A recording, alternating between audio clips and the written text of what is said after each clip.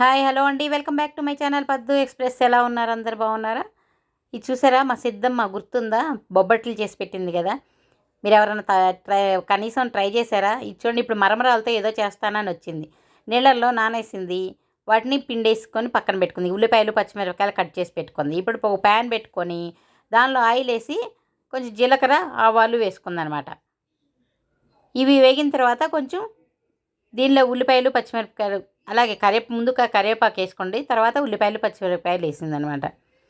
వేసి అంటే మా అమ్మాయి కోసమని, మా అమ్మాయి ప్రెగ్నెంట్ అని ఏదో చేసి పెడతానని చెప్పి వచ్చింది. ఉల్లిపాయలు పచ్చిమిరపకాయలు అంటే ఎక్కువ క్వాంటిటీ చేస్తుంది, అందుకని ఉల్లిపాయలు ఎక్కువ వేస్తుంది. వేసేసి ఇది వచ్చి చూడండి వేయించుతూ ఉంది. చూసారా మా సిద్ధమ్మని? బొబ్బట్లు చాలా బాగా చేసింది కదా. మీరు అందరూ ట్రై చేశారా ఎవరన్నా? వేరుశెనగపప్పులు బెల్లంతో చేసింది కదా. చేయకపోతే వెనక్కి ఒకసారి చూసుకోండి, తప్పకుండా ట్రై చేయండి. పచ్చిమిరపకాయలు చాలవని, ఇంకా కారం చాలదు ఎక్కువ మందికి కదా అని ఇంకా కొన్ని కట్ చేసి వేసేసుకుంది. ఇప్పుడు కొద్దిగా దానిలో పసుపు కూడా వేసింది అనమాట. దీనిలో ఇప్పుడు మరమరాలు పిండి వేసుకుని దానిలో కూడా కొంచెం ఉప్పు కలుపుతుంది. ఇగో వేయించిన శనగపప్పు ఉన్నాయి కదా, వాటిని కొంచెం పొడి చేసి పెట్టుకుంది. దీనిలో టమాటా ముక్కలు కూడా కట్ చేసి వేసేసింది. వేసి బాగా కలబెడతా ఉంది చూడండి. ఇప్పుడు దీనిలో కూడా ముక్కలకు సరిపడా ఉప్పు వేసుకుంది. అంటే మరమరాల్లో కూడా కొంచెం వేసింది. అంటే మొత్తానికి బాగా పట్టాలని చెప్పి మరమరాల్లో కొంచెం వేసి కలిపింది. అలాగే ఇప్పుడు ఈ తాలింపులో కొంచెం వేసింది అనమాట. వేసి మొత్తం వేయించుకుంటూ ఉంది. చూడండి చక్కగా వేగిపోతున్నాయి. కబుర్లు చెప్తా చక్కగా చేస్తూ ఉంది. ఇగో శనగపప్పు పొడి చేసి పెట్టేసుకుందనమాట. చివరిలో ఈ శనగపప్పు కూడా ఈ పొడి కూడా కలిపేస్తుంది. ఇప్పుడు దీనిలో ఇంకేమేస్తుందో చూడండి, పెరిగేస్తుందండి. కొంచెం 2-3 స్పూన్లు పెరుగు కూడా వేస్తుంది. బాగుంటుంది, వేయాలని వేస్తూ ఉంది చూడండి. నేనైతే వేయలేదు, తను వేస్తూ ఉంది.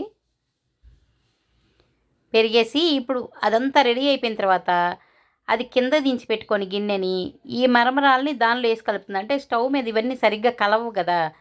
అది క్వాంటిటీ ఎక్కువ ఉంది చూసారా. 2 ప్యాకెట్లు తీసుకున్నాం, పెద్ద ప్యాకెట్లు, అంటే ఎక్కువ మంది ఉన్నామని చెప్పి. అందుకని అవన్నీ దానిలో వేసి కలపాలంటే అవ్వదు. అందుకని కింద పెట్టుకొని అవన్నీ వేసుకొని ఈ పొడి చేసి పెట్టుకుంది కదా శనగపప్పుని, వాటిని కూడా వేసి మొత్తాన్ని ఇలా కలబెట్టుకుంటుంది. బాగా ఇలా కలబెట్టుకున్న తర్వాత మళ్ళీ స్టవ్ మీద పెట్టుకుంటుంది అనమాట. ఇది సరిగ్గా స్టవ్ మీద అయితే సరిగ్గా కలవదు, ఇక్కడ పెట్టుకొని కలపాలని ఇక్కడ కలుపుతూ ఉంది చూడండి. మొత్తం కలిసేలాగా పైకి కిందకి అంతా బాగా కలుపుకోవాలి. ఇలా కలుపుకొని దీన్ని మళ్ళీ ఇప్పుడు స్టవ్ మీద పెట్టుకోవాలి. చూసారా, అలా మొత్తం కలిపేసేసుకుంది. చివరిగా కొంచెం కొత్తిమీర కూడా వేసేసుకుంటుంది చూడండి. ఇది ఒక స్టైల్ కదా. ఈ స్టైల్ మీరు ఎప్పుడన్నా చూసారా? అసలు నేనైతే చూడలేదండి. ఇదే ఫస్ట్ టైం నేను ఇలా చూడటం. నేను చేసి పెడతాను తనంతా తనే. వీళ్ళు జొన్న రొట్టెలు భలే చేస్తారండి.